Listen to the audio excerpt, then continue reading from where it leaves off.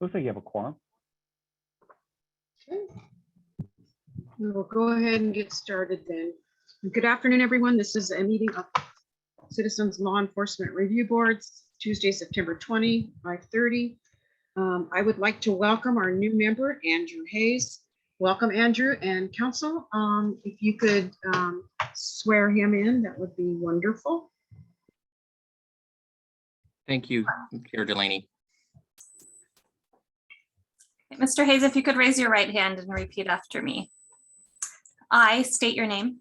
I, Andrew Hayes, Do solemnly swear or affirm do solemnly swear or affirm that I will support and defend the Constitution that I will support and defend the Constitution of the United States of the United States and the Constitution of the State of California and the Constitution of the State of California against all enemies, foreign and domestic, against all enemies, foreign and domestic, that I will bear true faith and allegiance that I will bear true faith and allegiance to the Constitution of the United States to the Constitution of the United States and the Constitution of the State of California, and the Constitution of the State of California, that I will take this obligation freely that I will take this obligation freely without any mental reservation or purpose of evasion, without any mental reservation or purpose of evasion, and that I will well and faithfully discharge and that I will well and faithfully discharge the duties upon which I am about to enter.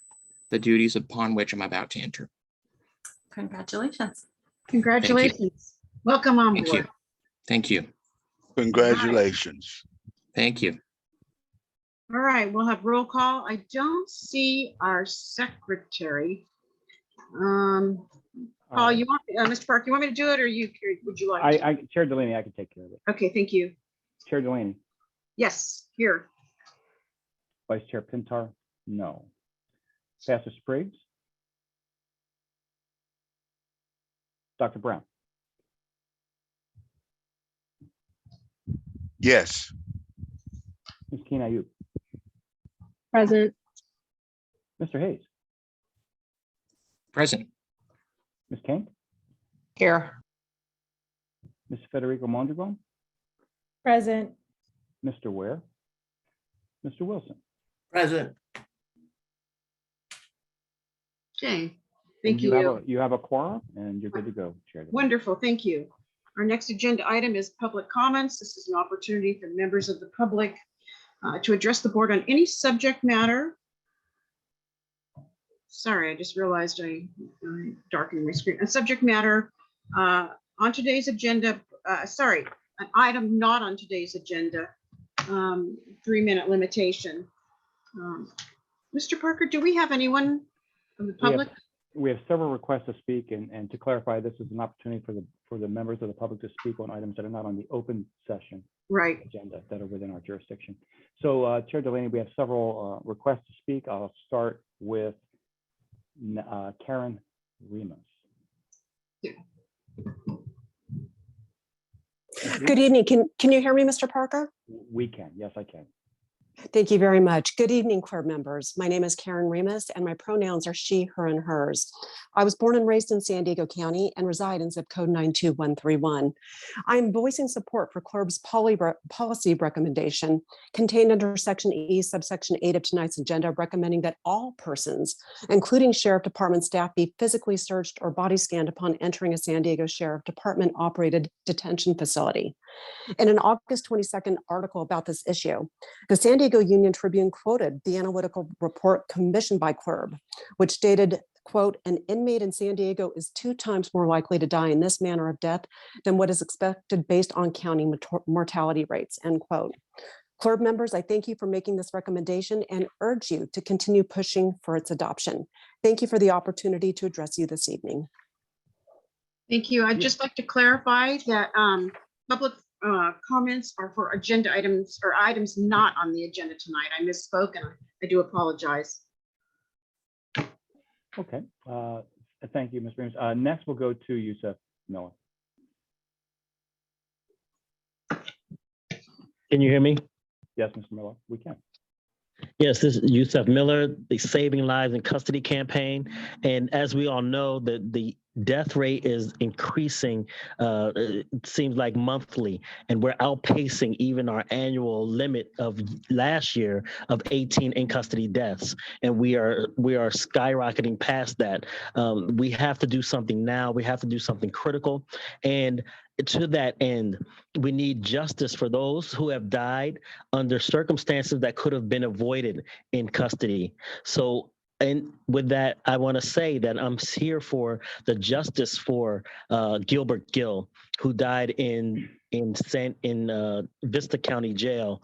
We have a problem with classification of people who shouldn't have been in jail in the first place, and they should have been in either mental health or drug addiction counseling or healthcare in that manner, but they're dying in jail, or a place that they shouldn't be in the first place. So with that, we have a lot of families that are affected by that, either tangentially, whether they've known people who have lost their lives in jail, or they are the actual family members who will never have that loved one back again. This is a crisis. And I thank CLERB for everything they're doing to make reforms when it comes to in custody deaths. But as we can see, it is very critical. Please push hard, then push harder. People are dying in custody, and they're coming to our ranks, a rank that we do not wish to see grow. Thank you very much. Thank you. Next, we will go to Dr. Fishman, Darwin Fishman. Good evening. Thank you. Once again, as Yusuf said, we're coming to you every month, and we're still pushing that the in custody deaths is too high and not enough is being done, as all of you are very well of. And unfortunately, it feels like you guys need to keep me reminded of this, but you were singled out in the state audit for failing, just along with the sheriff department. You and the district attorney represent the accountability part for the sheriff's department, and it's still lacking. It's also clear that you're not taking new membership seriously in terms of background, experience, and also diversity. Hopefully, as we continue to push, these issues will be taken more seriously, and the concerns that community members have. When you listen to the family members that have lost loved ones in jail, that so many of their stories are so powerful because their relatives that died in jail quite often were there just for 1 or 2 days. They were there for things like infraction or misdemeanor, and they never had a chance to go in front of a judge. They literally died in custody while waiting. It's horrific what's happening. San Diego stands out more than any other place in the country for these types of in custody deaths that are constantly being listed as natural. It's completely unacceptable. We know we can do better. The fact that the supervisors and you guys keep coming up with new motions to vote on mean that you've been neglecting this for years. Obviously, things like having all staff, not just people that are incarcerated, check for drugs should be common sense. Anyone that goes in and out of jail, whether it's a sheriff deputy or someone incarcerated, it should be mandatory.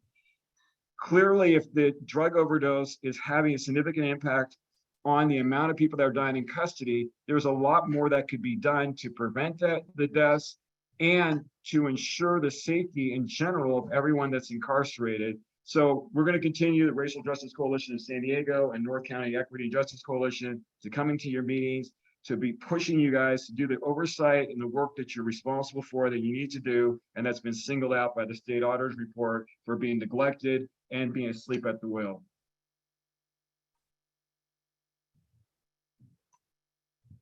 Thank you. Next, we will go to Robert Forte. Robert Forte, are you there? Well, thank you for having me. This is actually my very first meeting.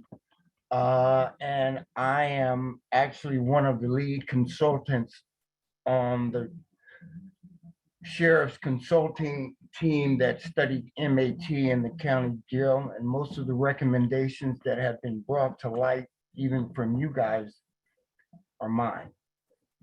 So what I'm going to do tonight, since I only have 3 minutes, is I'm gonna get straight to the point. You guys have heard the complaints. They're really, you actually should take them personal. But because it's not in your control, only through your recommendations, I understand. So up until this point, there have been many complaints, many lawsuit settlements. There have been many recommendations, but nobody is giving you a solution. Well, I'm going to bring you a solution tonight to the jail deaths, to the sheriff's accountability, to the county's accountability, and to everyone that's listening. So what I'm going to introduce to you is the concept. It's called ILMS, Inmate Life Monitoring System, which is a combination of technology that I've basically merged together, which is from Google and Fitbit and Glucose and Dexcom. But all it does is monitor inmates' hearts. And you say, well, what does that do, Mr. Forte? Well, what it does is it has perimeters that lets the sheriff medical staff know and the medical deputy on that floor know that an inmate is in distress. Nothing that the sheriff has done ever to date has been preventative to the degree of being able to monitor and be responsible and culpable for the pretrial detainees and the people under the constable's custody. What else the device does? It notifies the sheriff deputy in 60 seconds that an inmate's heart is stopped. It also notifies medical on the lower floor that the fourth floor deputy needs assistance because the inmate's heart stops. The sheriff already has similar technology, but the introduction of this technology, which runs by Wi-Fi, is fairly simple, but extremely brilliant. It cuts sheriff deaths by 90%. It makes the sheriff accountable, but it also lets him lead California and being responsible for in custody deaths when we've taken the other role for San Diego's finest city.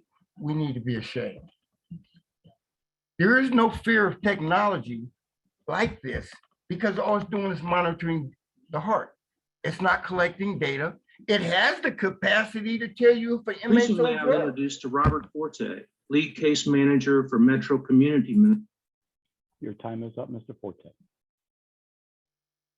Next, we will go to Natalie Mashat. Natalie, are you here? Yes, you are. Natalie? Yes, can you hear me? Yes, we can. Great, thank you. I would just like to be brief tonight. My name is Natalie Shaw. I am from zip code 92131. My pronouns are she, her, hers.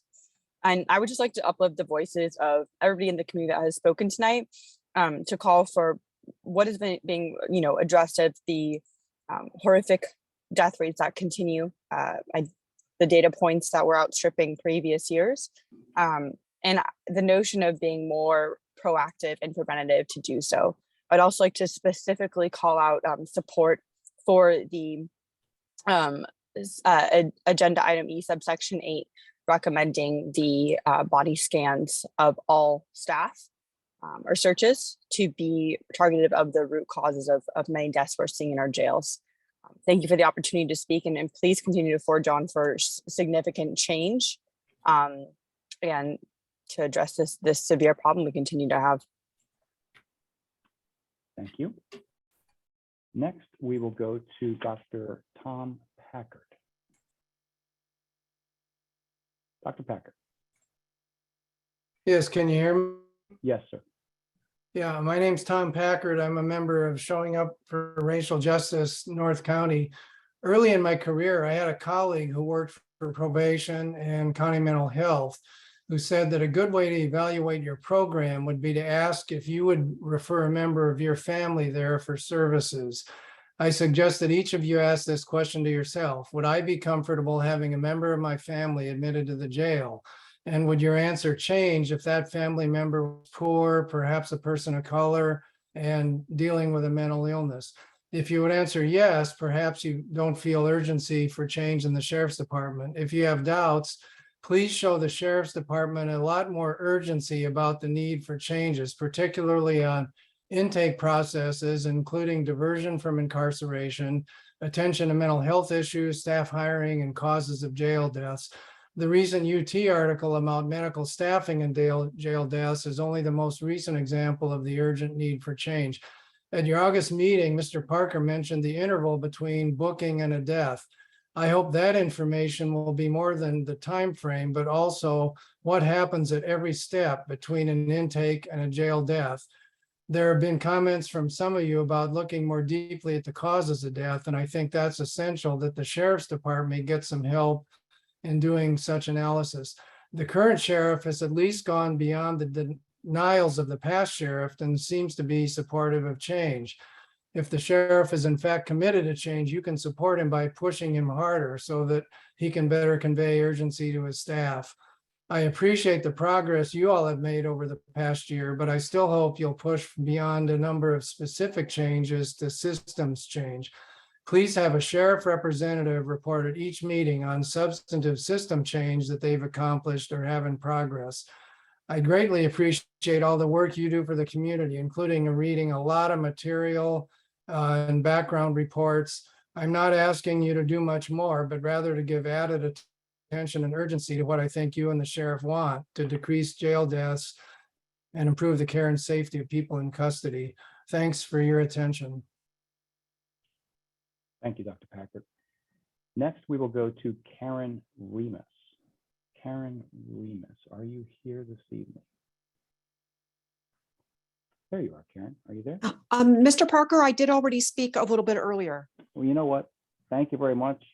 Sometimes it's too much overload on my brain. I apologize. Thank you, for sir. that. All right. Next, we will go to Robin Sales.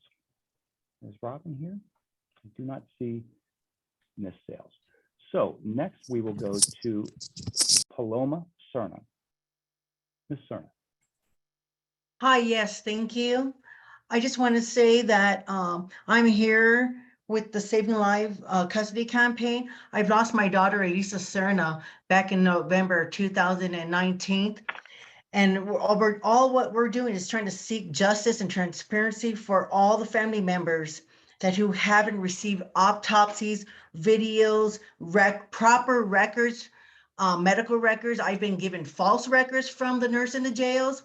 I wasn't allowed to see the video until the DA requested it, but still we need answers for what's going on, because people are still dying in the jails.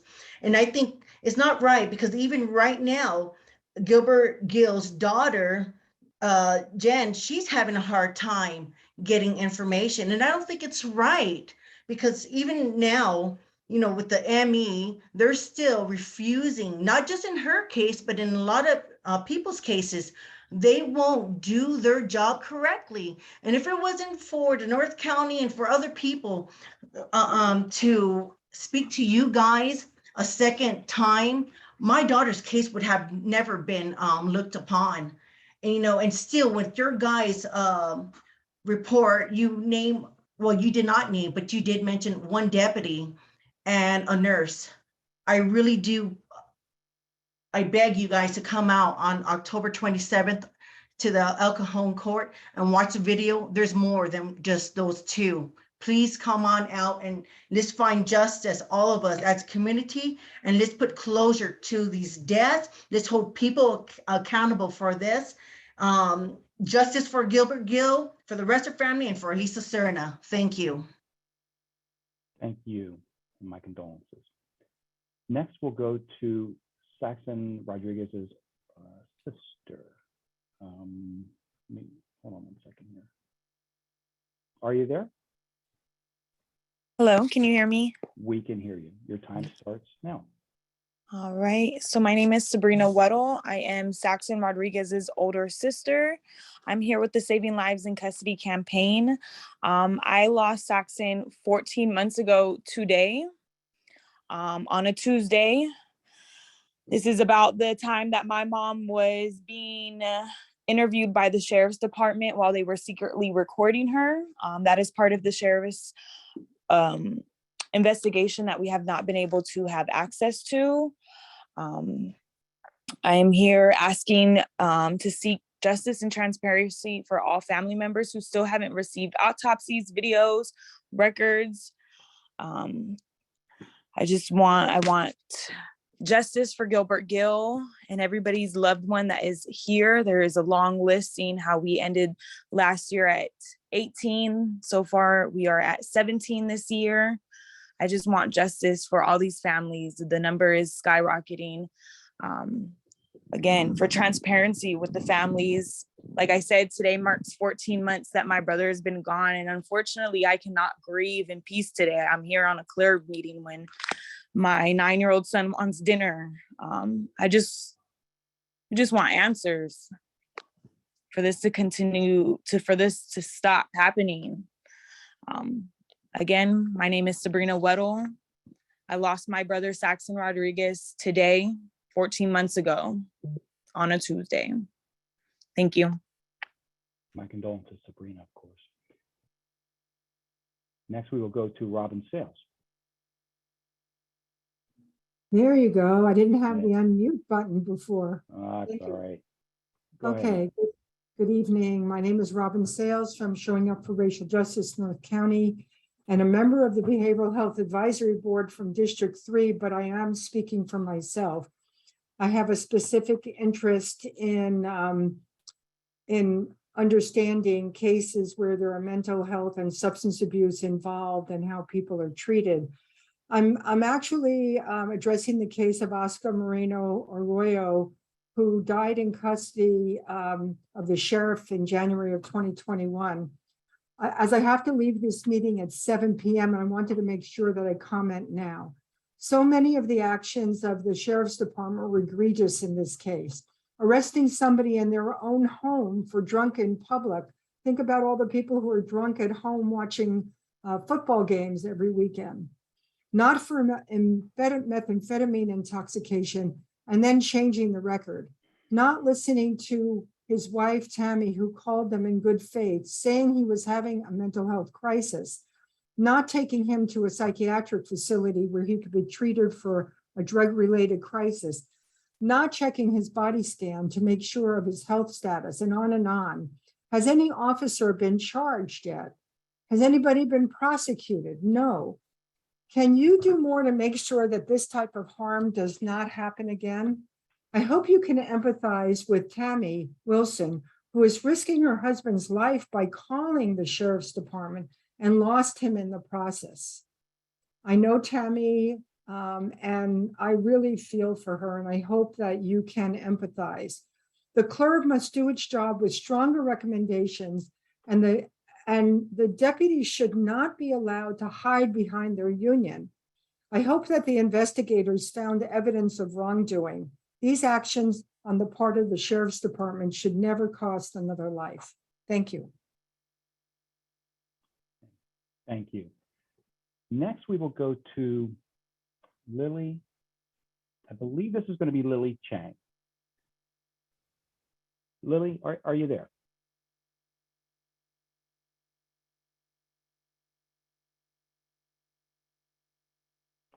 Lily?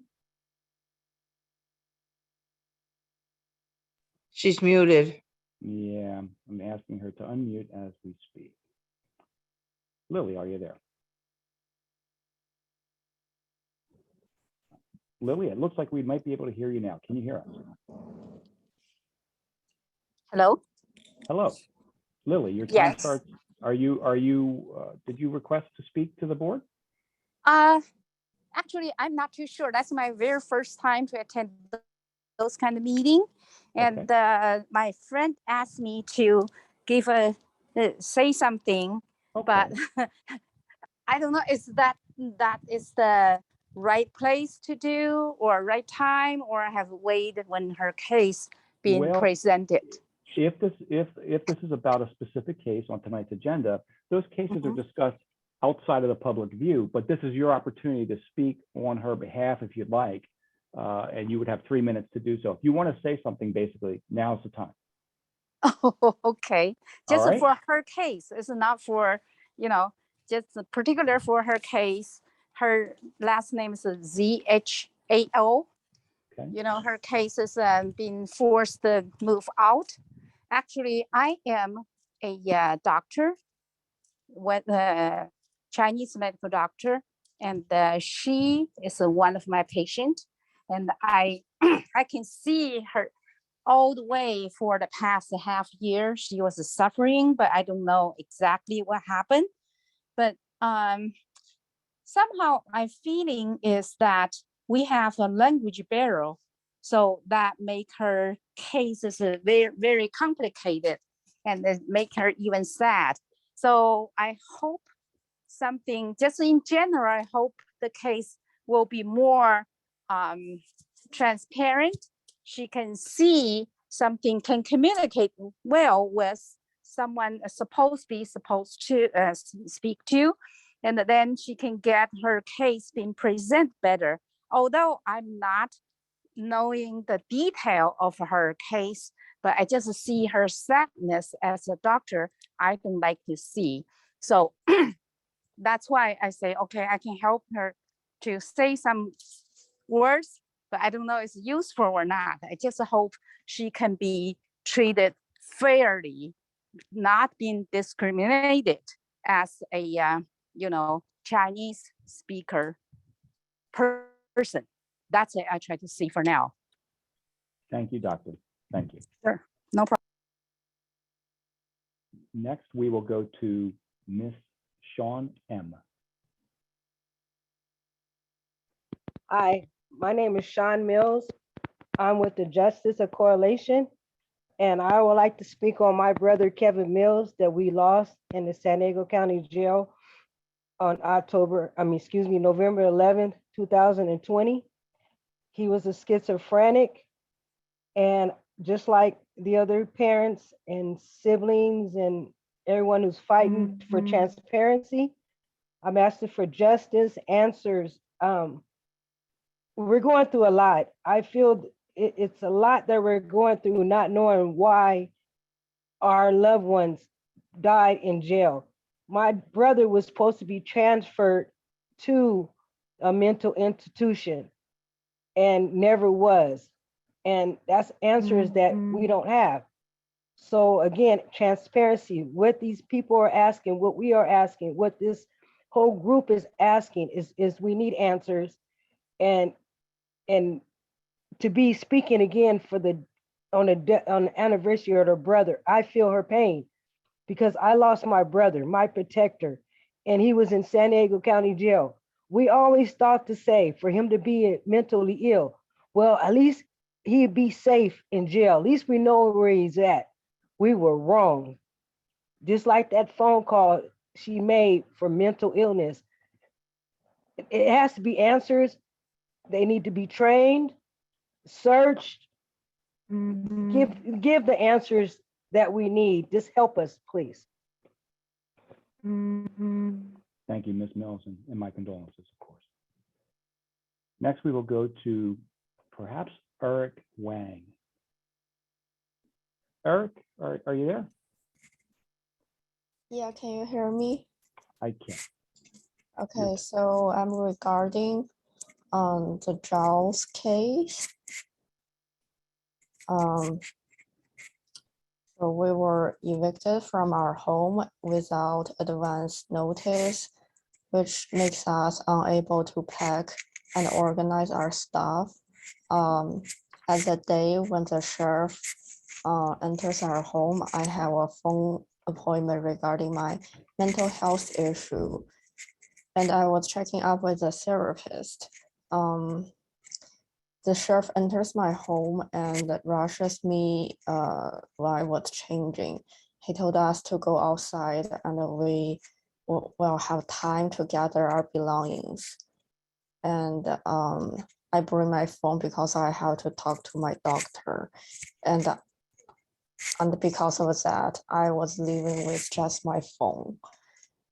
I stayed a little far from my home when this was going on. And because my doctor can hear me, and when I was done with the phone, like moments later, the lock has changed. We were locked outside, and I did not get any chance to take any of my belongings, include those very important ones, like my ID, passport, computer, cash card, and many more documents. I was locked out with only my phone and nothing. And when I request I want to go inside for only 1 minute to gather my necessary belongings, I was refused. And it was very hard for me to continue my life without those documents and valuables. It caused a lot of pressure on me and makes my mental health issue worse. I can't continue to school, and I still did not get my belongings since it happened on February 17th. I was afraid I will lose them forever, and the only thing I can do is to admit to the fact I lose them forever. I know like many things were happening and the sheriff was just doing their job, but I think at least I should have a chance to go inside and get the belongings that are necessary for me to continue my life, like what they promised to us. Okay, thank you very much. Next, we will go to Aaron Zhao. Aaron, is that you? Yes. Hi, can you guys hear me? We can. Your time starts now. Thank you. I'm here to voice my personal concerns and opinions about the untimely eviction and subsequent homelessness that has struck Mrs. Zhao. I have known Mrs. Zhao from my personal life, and she has always been there helping students and neighborhood residents with our personal and professional problems. So when I heard that she and her 2 daughters has been evicted, I'm actually quite shocked. It was actually in the middle of the pandemic, and both her and her 2 daughters, one just in elementary school and the other suffering from depression, has been forced to leave their home and become homeless. And Mrs. Zhao also told me that her eviction is entirely out of the blue, where she did not receive any prior notice, and she was suddenly just bombarded with police departments and people asking her to leave. And this has forced her and her family into the streets, where eventually all of them has unfortunately caught the COVID-19 virus. In addition, Ms. Zhao is a single mother who is suffering from disabilities. So she not only single-handedly raised both of her daughters, but she also helped the rest of the community, such as I, with our personal problems as well. And some of my friends in San Diego even called her their unofficial mother for the many times she has brought us food and shelter and other resources when we need them. I sincerely believe that the police department and our community should strive to help those in need, especially a family that has done so much for our community and has helped so many people. It is not right to evict families during the middle of a pandemic, especially a single parent family that has helped so many people despite being disabled. I hope Ms. Zhao and her daughters can get the help that they both need and deserve. Thank you for this opportunity to speak. And thank you. Next, we will go to Liliani Zhao. Let's see. Liliani? Hi. Hi. Your time starts now. Thank you for giving me this opportunity to speak. My case number is 22-036/Zhao. I am an elementary school student. When I was at school, my teacher taught us to find a police officer if we have any troubles.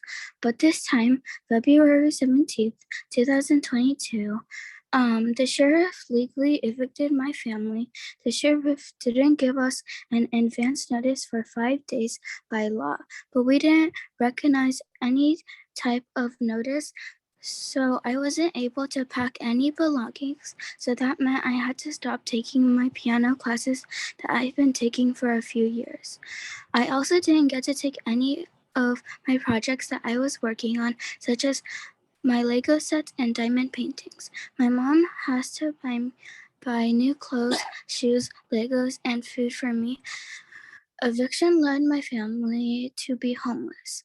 Under the pandemic, my mom, my sister, and myself to get COVID.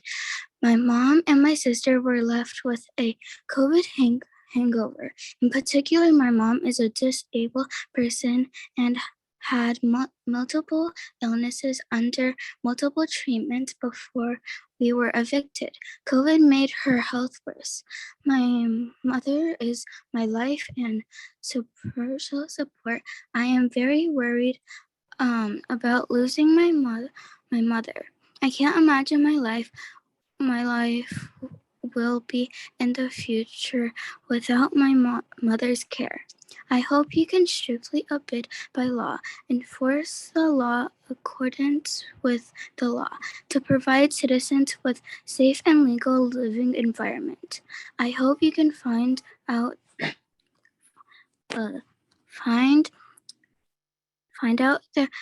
their mistakes in law enforcement in time, correct them, and return me to my home. Thank you. Thank you, Leilani. Next, we will go to the final public speaker is Zarong Zhao. Zarong? Oh, hi, can you hear me? We can. Go ahead. Your time starts now. Okay. My case number is 22036 Zhao. In my case, the sheriff didn't enforce the law in accordance with the law. The first, they didn't give me 5-day notice before they evict me. And I know nothing about the eviction. And the second, I have legal documents and I should not be evicted. But the Sheriff Williams, who evicted me, refused to see my document. When he come in my apartment, he walked directly to me and order me leave my apartment. And the third, when she asked me, order me leave, he didn't give me time to get my any belonging, and he stand close to me. I have to go out without take any my belonging. I'm a patient. I'm under multiple treatment. I didn't get my medicine. I didn't get my equipment, medical equipment, my can, a lot of medical staff, and the fourth, after I left my apartment, I showed him my document. He took some picture of the document and by his cell phone, he sent it to his office. And the William also showed the document to my landlord.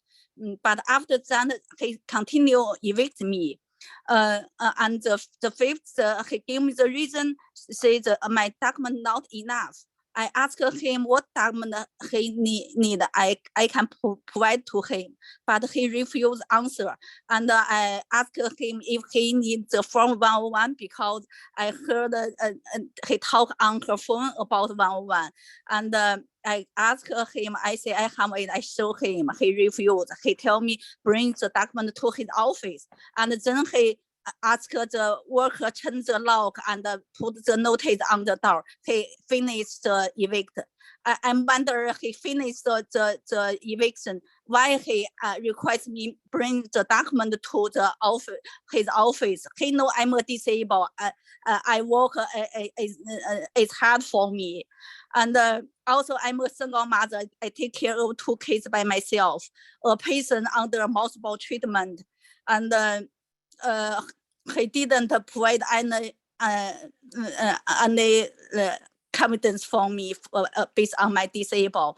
And also I usually speak Chinese Mandarin. I'm hard to understand what he say. He speak faster and not like normal. I cannot understand. And also I ask his question. He looks like he didn't. Unfortunately, Ms. Al, your time has expired. With that, Chair Delaney, 2 points. One, Pastor Spriggs is present. Number 2, I'd like to just real quickly, as there are no additional public comments, may I make a comment? Absolutely. In reference to, first off, my condolences obviously to everyone who showed up tonight, the members of the public who have lost a loved one. This is not something that's lost on us. And I want to make clear, there were some comments made. I just want to clarify. CLERB back in the day, no, clerk dropped the ball. I mean, we all know that. But I can tell you that over the last 18 months, especially with the community support, this board support, the Board of Supervisors support, we have made 38 policy recommendations over the last year and a half. Out of those 38, 20 have been regarding deaths in custody, to include the technological advances, to include the family liaison protocol, to include not sealing of cases so that families can get information, to include the scanning of everybody going into the facilities, the dogs sniffing everyone. These are things that we will continue to be proactive about. And I want to make sure the members of the public understand that. This is not the CLERB of old, where we just, we don't have the support. We have the support of everyone involved, to include, most of the time, the respective departments. So I want to just make it clear that we will continue to be proactive. This board is dedicated to doing so, especially about deaths in custody. And I think our statistics and the acceptance rate would prove as much. Chair Delaney, back to you. All right, thank you very much. Our next agenda item is approval of the minutes, and we'll take the first one would be August 23. Are there any revisions? If not, I'd like a motion to approve. That would be Mr. Wilson. We have a second. Nadia Akinayub, thank you. Any other discussion? Pastor Spriggs, would you like to call roll for the vote, please?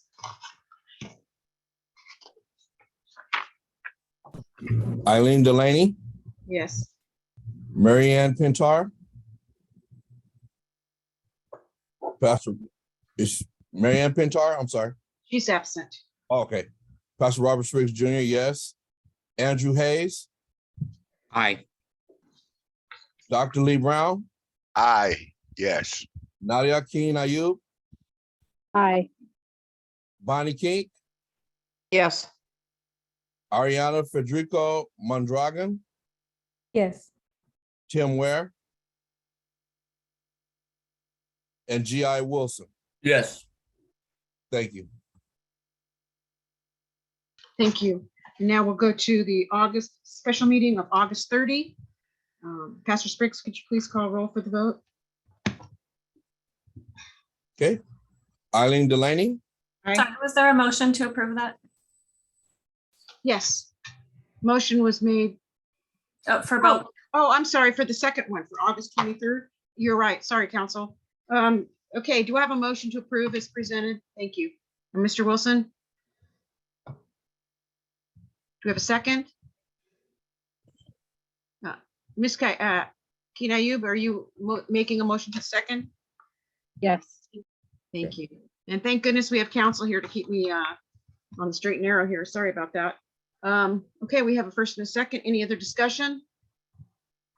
Okay, now could you please call the vote? Yes. Eileen Delaney. Aye. Marianne Pintar. Is absent. Okay. Pastor Robert Spriggs Jr., yes. Andrew Hayes. Aye. Dr. Lee Brown. Yes. Nadia Keene Ayub. Aye. Bonnie King. Yes. Ariana Federico Mondragon. Yes. G.I. Wilson. Aye. Thank you. Motion carries on both of those. Item number 5, we have nothing. Item number 6, our executive officers report. Mr. Parker. Okay. So real quickly, I'll try to make this as brief as possible. First and foremost, we have 2 new staff members. Spencer Clue is CLERB's new special investigator. Spencer comes to us from Napa County. He was a probation officer. He is a use of force instructor, I think, with specialization, and he knows about the escalation and whatnot. So he started on a couple of weeks ago, and he already has 2 cases on tonight's agenda for your folks to review. It's been a positive contributor thus far. I anticipate nothing less than that moving forward. He brings a level of professionalism that gels very nicely with the professionals we already have on staff. So I'm very excited to have Spencer here, and I ask that you folks welcome him. We also have Naris Hakak. She is CLERB's first ever administrative analyst. She's come to us from the Office of Equity and Racial Justice, where she was an administrative Secretary 3, but here, just in the 3 weeks she's been here, her primary responsibility, I mean, she's taken this and run with it, is our case management system our ability or lack thereof to have really good data for the public, for the community, for us to give back to the departments, for the policymakers. She is running with making it as best as possible to include perhaps upgrading down the road what we currently do so that we can share it, so we can store all the data, the media footage and data that we get with body-worn camera. That's been an issue as far as storage capabilities. She has been, she hit the ground running, and I could not speak more highly of her. And I truly look forward to, with her, looking at our data, looking at our case management, looking at the way we present ourselves to the public, logos, website, which is in dire need of review and update, brochures, you name it. That's going to be Naris's area of expertise, and we cannot wait to see what she can do. So welcome, Naris, as well. So moving on, presented on August 30th, the annual reports, 2021 annual report and the 2022 semi-annual report to the Board of Supervisors. Did the same presentation this morning for the county's Leon L. Williams Human Relations Commission. And then from September 11th through the 15th, myself and Vice Chair Pintar attended the National Association of Civilian Oversight of Law Enforcement annual meeting in Fort Worth, Texas. It was probably the best one yet. And when Ms. Pintar is here at the October 11th meeting, she and I will present an overview of some of the topics discussed and how that impacts us. I do want to take the opportunity, because it's something that was brought to my attention that one of the members of a member of the Deputy Sheriff's Association expressed some concern over the last couple of weeks that maybe something I had said at an August 9th meeting was not accurate. And so I'm going to clarify. What was thought to have been said was that the deputy sheriffs, with the agreement that we're looking at, and we're working with the deputy sheriffs to interview when we ask for an interview, that it was interpreted that what I said at the August 9th meeting was that deputies would no longer be able to plead the fifth. Well, I certainly didn't say that. I can refer you to the August 9th meeting at the 1 hour and 40-minute mark on the video. What I said was a word to the effect of, because the Deputy Sheriff's Association is being cooperative and collegial in this so that we can interview deputies. I'm not going to get into the long history, but so that we can interview deputies, there would be no need at that point, right, for us to use our subpoena power to call deputies to interview and for them to plead the fifth. That's what it was back in the day. We don't want that. Nobody wants that. So because of this, what we're working with the DSA, what I meant to say was that's not going to happen. We're going to interview folks, and if they choose to plead the fifth while we're interviewing them, that's their right. That's my understanding. That's their right. So I think it was a misinterpretation, but I want to clarify. I never said the deputies could not plead the fifth when subpoenaed or called to an interview. Okay, so I want to make sure that's very clear and it's on the record. As far as our workload and classification, that's attachment B, 14 new cases in August as opposed to, or compared to 15 last year, 10 cases on tonight's agenda. Out of those, we have 1 death case on tonight's agenda. We have 31 open right now. There were 2 new death cases in August. One was at George Bailey, and 1 occurred out of the Lakeside Patrol Station. We currently have 14 open uses of force resulting in great bodily injury cases that we received without a signed complaint. 3 of those are on tonight's agenda. You'll see that when you look at attachment C, we are now fully staffed. Investigator Clue is just about up to speed. So we have 5 fully functioning investigators, all very competent in what they do. We have a competent frontline supervisor in Lynn Setzler. Those 6 people now, we can move forward to really address this caseload. And now I can assess properly, are we properly staffed? Do we need more? Do we need additional resources with the caseload that we currently have? Not to say we're not doing any outreach either, right? We're not doing as much outreach as we could, so that may increase our caseload. But right now, we'll be able to make a proper assessment over the next couple of months. As you'll see, the cases are getting done much sooner than they were before. As far as attachment D, I wanted to point out a couple things about attachment D. Attachment D every month is the correspondence that I send to the full board. And I make sure that the public is aware of what I'm sending. So some of the things in here are articles. You know, I continue to send articles about us or civilian oversight in general. Sent one about the officer involved shooting that's being investigated by the Sheriff's Department under that MOU for the shootings, which now would be the third officer involved shooting, I believe, by San Diego PD that's being investigated by the Sheriff's Department. That's, I believe, where we are right now. So I sent an article out about that. I also sent some emails clarifying some of the information received from the board that I updated, put into the final annual report, the 2021-2022 semi-annual report. But I want to point out, it was mentioned in public comment, but I want to be very clear. One of the things that we did clarify, and thanks to Bonnie Kank for tracking this over the last year and a half. So with that information, we refined it. I tweaked it to the time. Basically, we put it all together, and here's what it comes out as. I want to make it very clear. I sent this in an email to everyone. Out of the 14 Sheriff's Department deaths, in custody deaths in 2021 that we closed, there were 14 that we closed, 35% of those deaths occurred from 0 to 6 days in custody before they died or became ill or injured that resulted in their death. 35%. So 65 happened 7 days and over. 3 of those happening over 101 days later.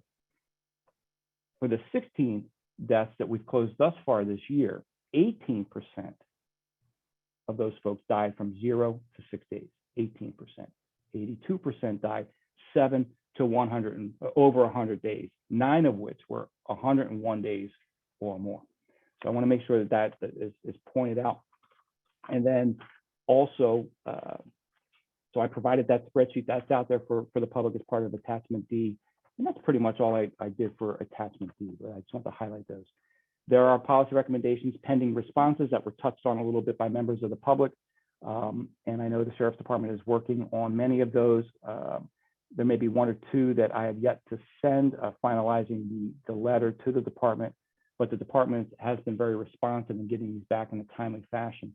Probation Department, I know, has 2, and in conversation with them today, we should see some resolution for those 2 very, very quickly. But to be clear, the Sheriff's Department is responsive to the ones that I've given them. Again, there are a few that I've not given the official letter yet. We have some recommendations we're going to move forward with tonight, so we'll do it as a package deal and move forward. So the department has been responsive, and therefore that's I believe that is my executive officer.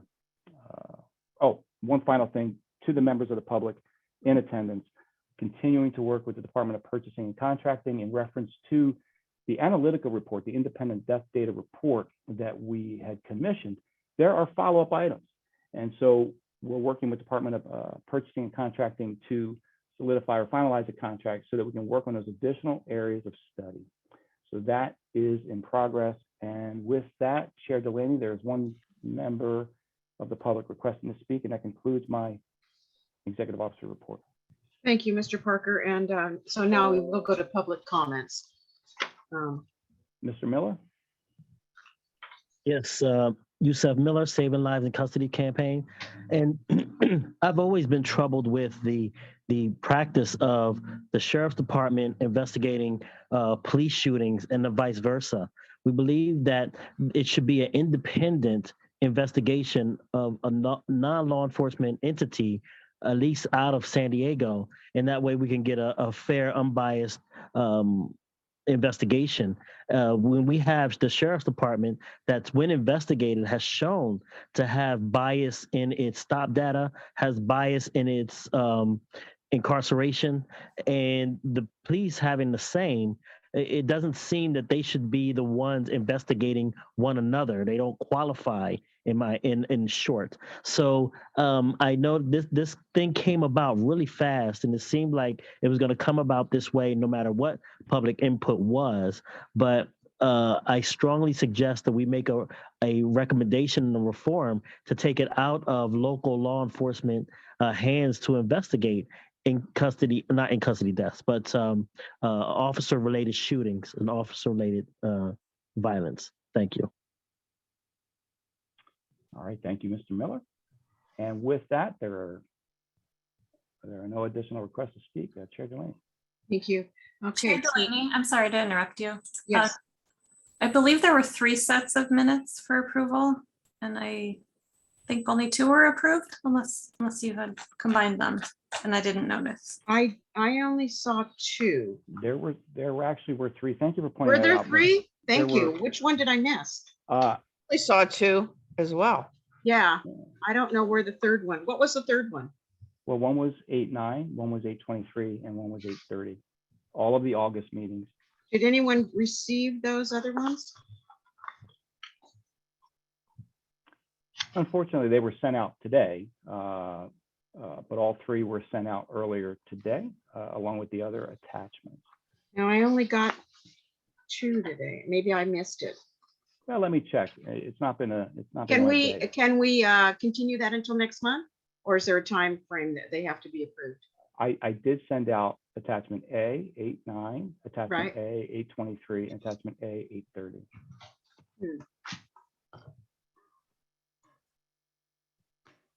If, as far as, not the answer for Ms. Hoffman, but I mean, we can bring it back next month if you haven't had the opportunity. Let's to bring it review back them. next month, because I think I'm probably not the only person that might have missed it, overlooked it.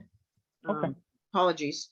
Okay. And so to Are be we clear, clear on which ones were approved? which one are we bringing Yes, back? the one that was approved is 8:23. Hang on a second, let me get my notes here.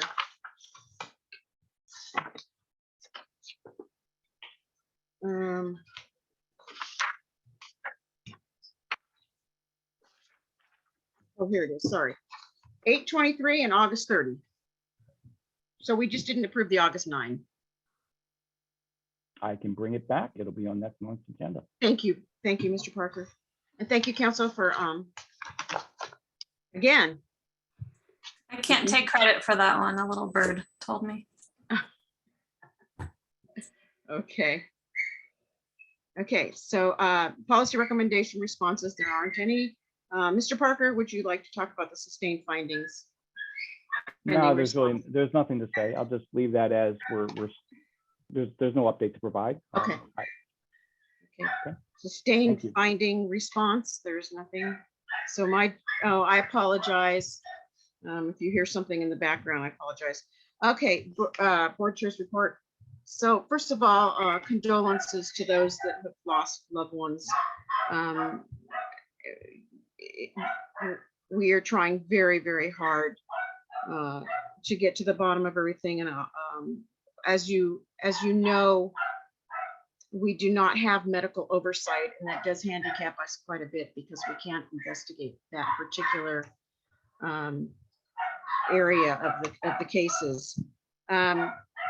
Gosh, I'm so sorry. Can you hold on just one second? I do apologize. I don't know.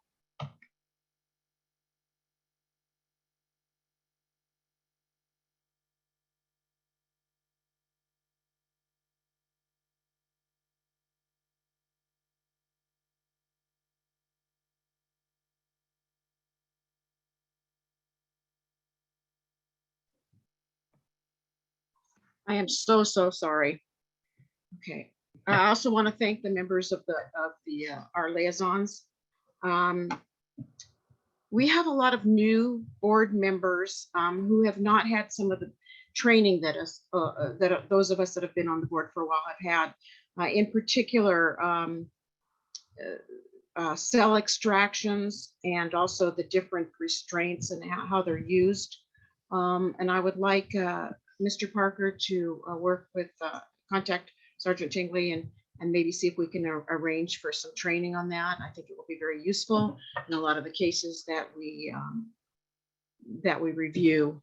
So Mr. Parker, if you could do that, I appreciate that. And I think that's about it. And again, my apologies for having to stop and slam my door shut. And those dogs are making a lot of noise. Okay, with that, new business, continuance of teleconferencing meeting option pursuant to code section 54953. Council, could you read the?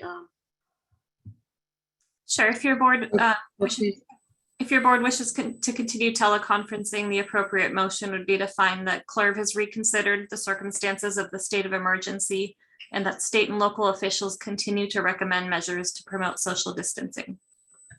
Thank you. Would it be appropriate for us to go to public comments before we take our vote? Okay. Are there members of the public that would like to comment on that? And this is basically keeping our meetings virtual. No request to speak. No requests? Okay. Is there a motion to continue this? Okay, we have a motion from Mr. Wilson. Do we have a second? Second. And that would be Dr. Brown. Any other discussion?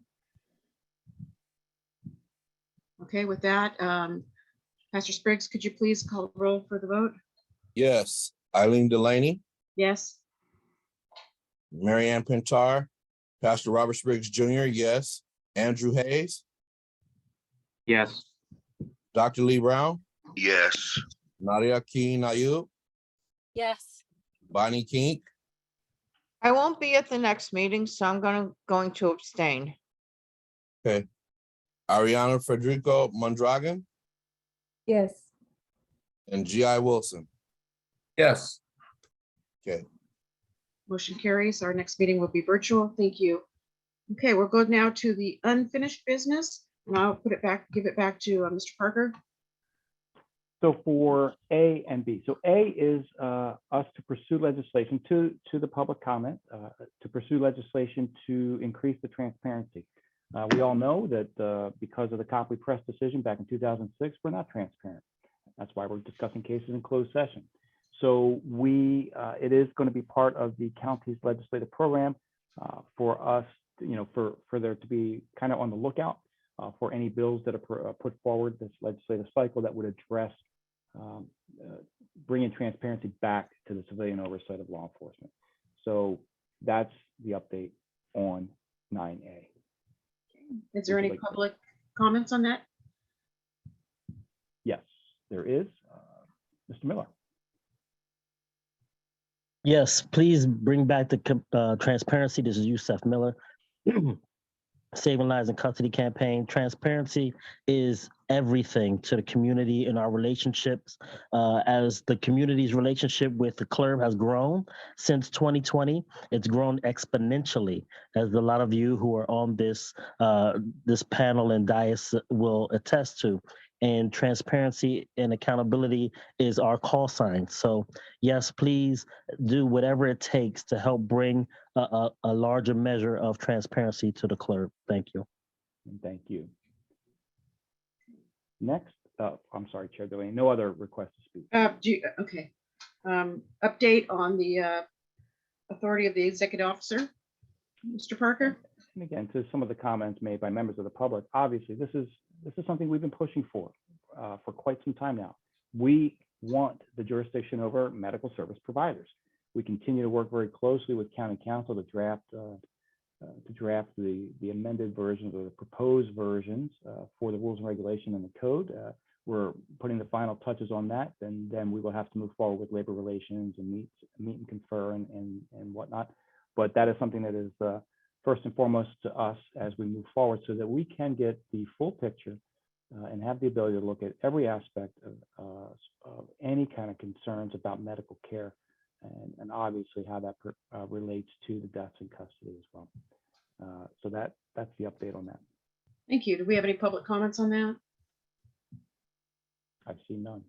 Okay, thank you. All right, we'll go to number 10, our board member comments. Board members, are there comments that you'd like to make?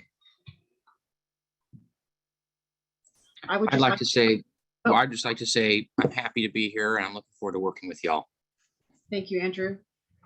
I'd like to say that I support oversight of medical very, very strongly. I think that's so important.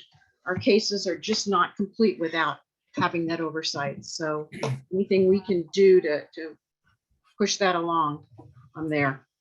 G.I. Wilson, did you have something? Yes, I would like to second that. I'm a very strong supporter of us getting jurisdiction or oversight of the medical personnel in the detention system. And I'd like to welcome Mr. Hayes. Thank you. Anyone else? Okay, with that, we'll go to number 11, Sheriff's Probation Liaison Queries. Does anyone, Sergeant, do you have anything that you would like to present? And or do you have anything you'd like to ask members of the public, maybe? Mr. Wilson? I would like to, for the next meeting, get an update on the investigations the sheriff's department is doing for other agencies involving officer-involved shootings and use of force. Would also like to get an update on where the body-worn camera, how they're doing in the detention system, if that program is moving along, or are there any challenges, or are there any difficulties with using body-worn cameras by this correctional person. Also, the fentanyl dogs, are they making any hits? Can we get some data? And where are they making hits? All right, it'd be very, very interesting to see who these fentanyl dogs are being tasked to orient on. And finally, could we get a laydown of the policies, procedures, protocols, conflict of interest safeguards, and what unwritten policies are out there that impact the sheriff doing investigations for other agencies? In other words, what are the policies, protocols, and procedures for interagency and interjurisdictional investigations? And as we've seen before, there are unwritten policies out there that impact our decisions. What are they that may be involved in these investigations? So I'd like to get some real finite, granular feedback. I think this is something that we need to watch very, very carefully. Okay, thank you very much. I would like to say something if you don't mind. Okay, hang on one second, Dr. Brown. I have Ms. Kinayub, and then we'll go to you, okay? Thank you. Thank you. Ms. Kinayub? To reiterate my request to have Under Sheriff Kelly Martinez attend and explain to us the current policies for transgender males and females in the jails, and to come explain if they have looked into the number of transgender females that are currently housed in male populations, and if they are safe where they are located upon booking. I believe I made that request last month. I'd like to have a response to that if you don't mind. Of course. Okay, so the question, ma'am, is a two-part question. The first part, can you be a little more specific as far as to exactly what you're requesting as far as the policy goes?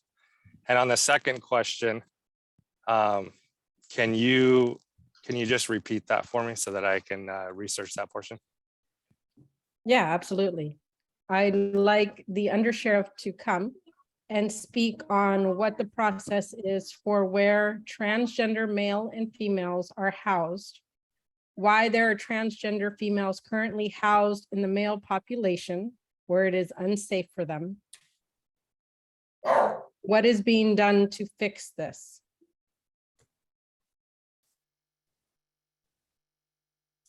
All right, well, I'll be happy to research that and get back to you on that on the next meeting, if that's okay with you.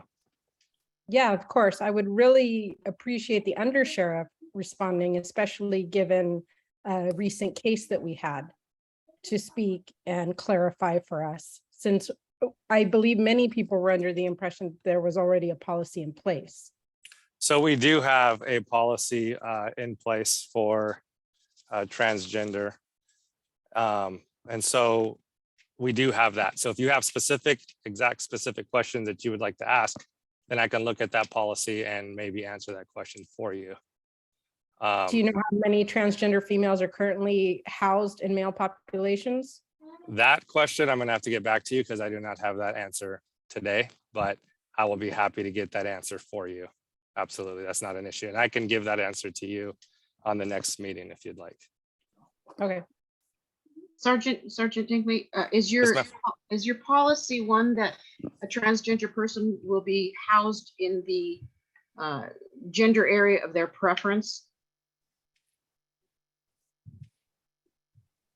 Can you give me 1 second? Let me look at the policy. I just pulled it up.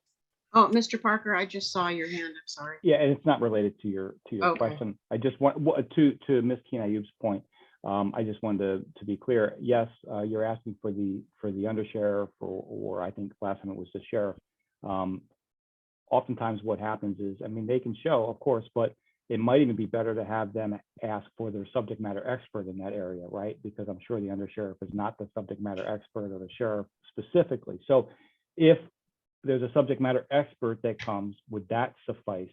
In addition to, I'd also like to recommend, again, to every board member here, do you think it would be relevant or pertinent to perhaps go on a tour of the detention facility where they do house both, just so you can see for yourself and maybe get some answers at that point? I'm just throwing it out there to you that if the undersheriff or sheriff doesn't show, they may send their subject matter expert. Will that suffice for you? Is that a fair, as long as you get the information? Are you asking? I'm asking Ms. Keen-Ayub so that there is Yeah. clarification. Well, I'd like to know who the subject matter expert is in terms of the sheriff's department, because of course that would be the person to ask, but I would also like to ask them why we're hearing stories of transgender females housed with males. And I would also like to know, specifically, we had a CLERB member that went there and they were told and showed and had a different view, and they were told the policy is different from the current policy being stated. So the reason I'm asking under Sheriff Kelly Martinez is because I want clarification from the top. I want to know that this is actually a policy that is being enforced and being looked at. Understood, Ms. Keen-Ayub. I just want to clarify to see what would be appropriate and what would be best as far as you getting the information that you and this board. I think both, from my perspective, maybe Kelly, as well as the person that is the expert on this, and also as far as a tour, tours are always good. And now that maybe we don't have as many concerns with COVID, I think we need to start those again. Sergeant, were you able to look that up? So the booking facility, what we're going on as far as the booking facility states the following: an arrestee should be taken to a facility that coincides with the arrestee's gender identity. As such, an arrestee who identifies as being female should be taken to Las Colinas Detention Reentry Facility or Vista Detention Facility, and an arrestee who identifies as being male should be taken to San Diego Central Jail or Vista Detention Facility. If the arrestee identifies as a non-binary, the arresting officer should inquire to whether the arrestee would prefer to be booked into a male or female facility and transport accordingly. Thank you. Appreciate that. You're welcome. Dr. Brown, or Ms. Keen-Ayub, do you have anything else you wanted to ask? No, I'll wait for the response on how it's enacted. All right, thank you. Dr. Brown? To answer Ms. Keen-Ayub on that one, I think the subject expert on that would be Ms. Teresa Haydar. She is the current undersheriff in charge of the jails. The question, moving on to the question that I have, we talk about who's investigating whom when it comes to guns, shots, shootings. It is my understanding that there are a number of organizations involved with shooting investigations now, and I was under the impression that we had covered that. I think it is about 5 agencies. I may be incorrect. I think that not only is it the sheriff and police department, but I think it's the district attorney's office. I think it's the state law enforcement. And depending on the situation, I think even the FBI, but I could, I could go back and check that for you. I believe there are a number of organizations involved in investigating shootings. And I was able to obtain that information in my work with another organization. We were concerned about it as well. And that's the information that we provided. So I don't know exactly how they all work together for the investigations. I just know that there are a number of them involved in the investigations. In other words, I don't know who does what to, you know. But I think for the to help everyone better understand, I think it would be a good idea for someone to come in and clearly explain it to us and why they conduct investigations the way they do. Thank you, Dr. Brown. Does anyone on the board have anything? Are there any members of the public that have any questions? There is a request to speak by Mr. Miller. Okay. Mr. Miller? Yes, Yusef Miller. And I wanted to ask the question of the timeline that we could look forward to for scanning or sniffing all personnel, to include deputies and staff. It's one thing to say that we can do it or we'll do it, but when is it going to happen is a very pertinent question to put a cap on it. So I would like to have a timeline on when this will be in effect. And I guess basically that's just my answer, my question. Thank you. Thank you, Mr. Miller. Thank you, Mr. Miller. Sergeant, do you have any information regarding that? I do not have any information on that for you. Could we I'll have ask to get you back to to, you. yeah, could we get that next month, please? I will work on that. Yes, ma'am. Thank you. Is there someone else? Mr. Parker, that's it? Okay, does anyone else on the board have any other questions? Do you have any questions for probation? Mr. Abriel, I appreciate you being here tonight as well. Thank you very much. Thank you. Chair Delaney. Yes. I have a question regarding maybe this is not the correct forum to ask, but I'll talk to Mr. Parker offline about this. Okay. Thank you. I'm Thank sorry. you. Mr. Parker? Chair Delaney, there is an additional request to speak. Okay, sure. Apparently on this item. Zaring Zhao. Yeah, I want to let you know, the Sheriff William asked me bring the document to his office. I bring the document to the office. His supervisor say the sheriff didn't see my 101 form. If he see my 101 form, he will not evict me. But he refused to see my form, and his supervisor say tell me the eviction have already complete, so she can do nothing for me. So at that time, I know the eviction has already complete, but I'm wondering why the William finished the eviction, but he requests me bring the document to his office. So I want you, so my English no good, so I think unfair for me. I'm a disabled. I go to his office and looking for his supervisor. I spend a lot of time. It's hard for me. I hope I can get help from you, and I hope my family get help. Thank you. Thank you. Thank you. There are no other requests to speak. No others? Okay, thank you very much. At this point, then we will go into closed session. Ms. Hoffman, counsel, could you please read us into closed session? And we will meet back in about 10 minutes. Pursuant to Government Code Section 54957, this board will convene into closed session to consider item 11 on tonight's agenda. Sorry, item 12 on tonight's agenda. Thank you. And thank you, everyone. Take care.